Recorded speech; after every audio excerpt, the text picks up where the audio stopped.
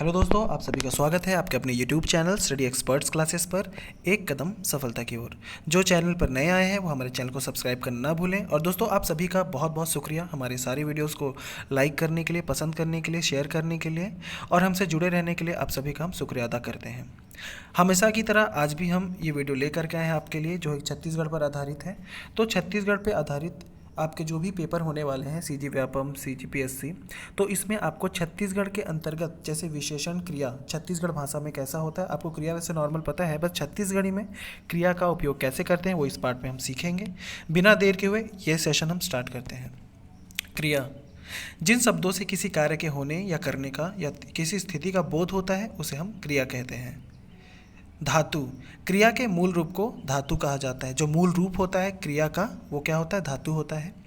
जैसे हंसना है ना, हंसना, मरना, अमरना है ना, दौड़ना, छत्तीसगढ़ी में दौड़ना होता है आदि।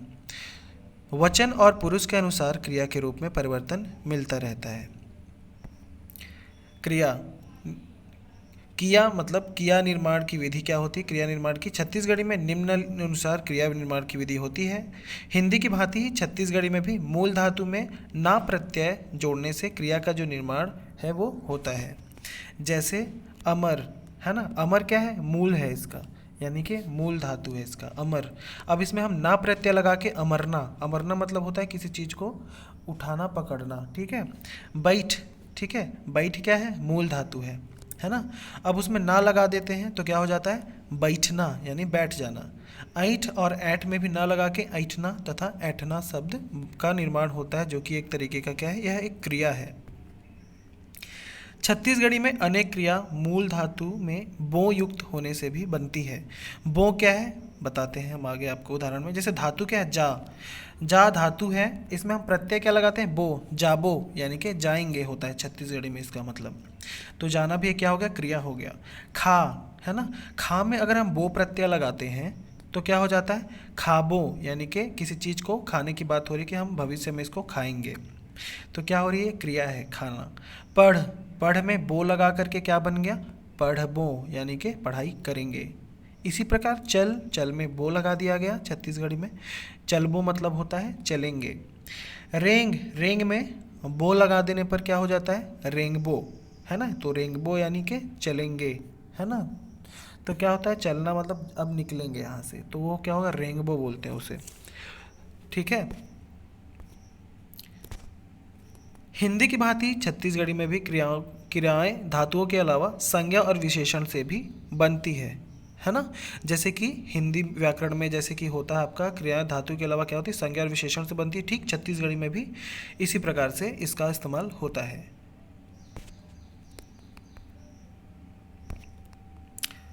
संज्ञा क्या है यहाँ पर, काम है ना, संज्ञा क्या है, काम, काम क्या है, संज्ञा है। अब उसमें आना, आना प्रत्यय लगा करके क्या हो जाता है, कमाना है ना, कमाना है क्या है, क्रिया है। इसी प्रकार है इतर है ना, इतर क्या है, संज्ञा है, इसमें आना लगा दिया गया प्रत्यय, क्या हो गया, इतराना। इसी प्रकार लाज है, लाज में आना लगा करके क्या हो जाता है, लजाना यानी शर्माना। तो क्या लग गया, इसमें प्रत्यय आना लग गया है ना। इसके बाद है नाम आना, यानी कि नाम आना, इसको छत्तीसगढ़ी में लमाना बोला जाता है, ठीक है। क्रिया के प्रकार को जानेंगे। क्रिया के प्रभाव के आधार पर इनके दो भेद किए जा सकते हैं, है ना, दो भेद किए जा सकते हैं। जैसे अकर्मक क्रिया और सकर्मक क्रिया समझेंगे। अकर्मक क्रिया जिन क्रियाओं का फल, परिणाम या प्रभाव खुद कर्ता पर हो उसे अकर्मक क्रिया कहते हैं। अकर्मक क्रियाओं का कर्म नहीं होता, केवल कर्ता और क्रिया होती है। जैसे हंसना, दौड़ना है ना, कूदना, सोना, सोना को सुतना बोलते हैं छत्तीसगढ़ी में, बैठना यानी बैठना, बोलना यानी छत्तीसगढ़ी में गोठियाना होता है। तो ये सारी क्या है, अकर्मक क्रियाएं हैं, है ना, क्रिया ही है ये सब, बोलना, हंसना, चलना, दौड़ना, सोना, बैठना, ये सारी क्या है, क्रियाएं हैं, है ना। वाक्य में इसको समझेंगे।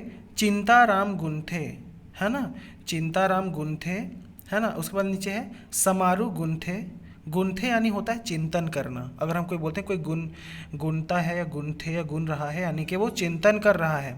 संत राम हासत है, यानी कि संत राम क्या है, हंस रहा है। तो ये क्या है, क्रिया है ये। तो ये सारी क्या अकर्मक क्रिया है, वाक्य में समझेंगे। यहाँ कार्य नहीं हो रहा, अकर्मक है ये, है ना। मतलब अकर्मक मतलब सोचना समझना, इसमें क्रिया नहीं है लेकिन हो रही है चीज़ें। तो ये सारी चीज़ें क्या है, अकर्मक है, पर क्रिया हो रही है। इस वाक्य में गुणना चिंतन क्रिया है, चिंताराम और समारू करता है। यानी कि चिंताराम और समारू करता क्यों है, क्योंकि इनके द्वारा चिंतन मनन का कार्य किया जा रहा है।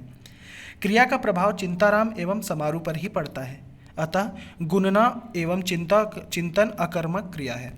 अब हम सकर्मक क्रिया को समझेंगे, जिस क्रिया का फल परिणाम या प्रभाव कर्ता से निकलकर किसी अन्य वस्तु व्यक्ति या प्राणी अर्थात काम पर पड़े, उसे सकर्मक क्रिया कहते हैं, यानी कि काम पर उसका असर दिखे।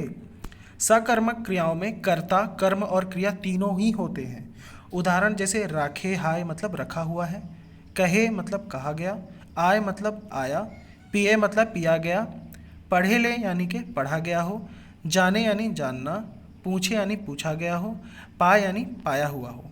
तो ये सब क्या है, सकर्मक क्रियाओं के अंतर्गत ये क्रियाएं आती हैं। ये इनके उदाहरण हैं, इन्हें हम वाक्य में समझेंगे। जैसे अध्यापक ने लड़के को पीटा। उपयोग वाक्य में क्या है, अध्यापक करता है, द्वारा पीटने का कार्य का फल लड़के पर पड़ रहा है। ठीक है, तो राम ह रावण ला मारिस, छत्तीसगढ़ी में हो गया राम ह रावण ला मारिस, यानी कि राम ने क्या किया, रावण को मारा, है ना। तो दोस्तों ये था आज के लिए छत्तीसगढ़ी में क्रिया। ऐसी और वीडियोस पाने के लिए नीचे कमेंट बॉक्स में हमें आप रिकमेंड कर सकते हैं। स्टडी एक्सपर्ट्स क्लासेस से जुड़े रहने के लिए धन्यवाद। चैनल को लाइक करें, शेयर करें और सब्सक्राइब करें। थैंक्स फॉर वॉचिंग दोस्तों, आपका दिन शुभ हो। हम ऐसी शॉर्ट वीडियोस और भी लाते रहेंगे जो कि आपका समय भी बचाएगा और आपको ज्ञान भी देगा।